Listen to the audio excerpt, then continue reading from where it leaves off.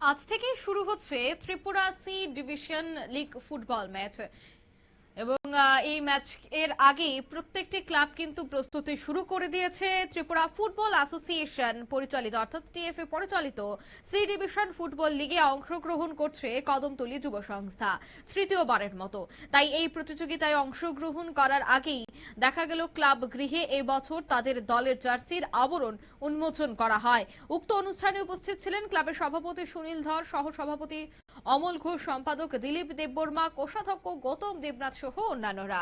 রাজ্যের ফুটবল প্রেমিকদের জন্য রোমাঞ্চকর একটি ম্যাচ হচ্ছে সি ডিভিশন ফুটবল লিগ এবং ত্রিপুরা ফুটবল অ্যাসোসিয়েশন পরিচালিত এই লিগে অংশগ্রহণ করার জন্য প্রত্যেকটি দল কিন্তু প্রস্তুতি নিয়ে থাকে 2-3 মাস আগে থেকেই। ঠিক তেমনি কদমতলী যুব সংস্থাও এবার তৃতীয়বারের মতো অংশগ্রহণ করছে।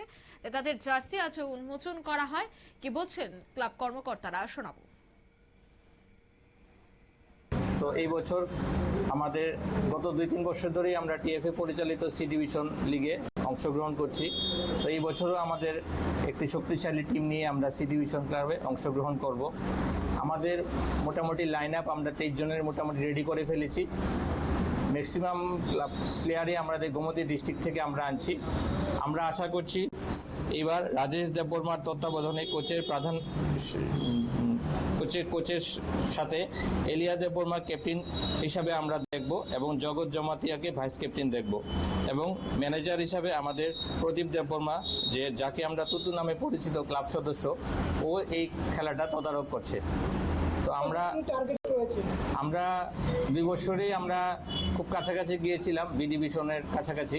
তো আমাদের এবার মূল লক্ষ্য থাকবে আমরা যাতে সি ডিভিশন থেকে উত্তীর্ণ হয়ে বি ডিভিশনে আমরা যেতে পারি। তো এই হিসাবে আমাদের শক্তিশালী টিম তৈরি করেছি।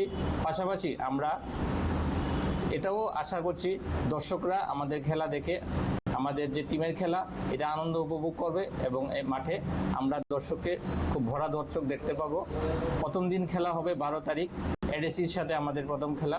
সবার আমন্ত্রণ রইল আপনাদের মাধ্যমে মাঠে উপস্থিত থাকার জন্য। নমস্কার।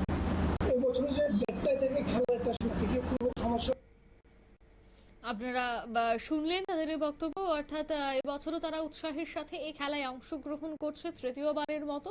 তাই এর আগে তাদের যে জার্সি পরে খেলোয়াড়রা খেলবেন ফুটবল মাঠে, সেই জার্সিটাই কিন্তু আজ উন্মোচন করা হয়।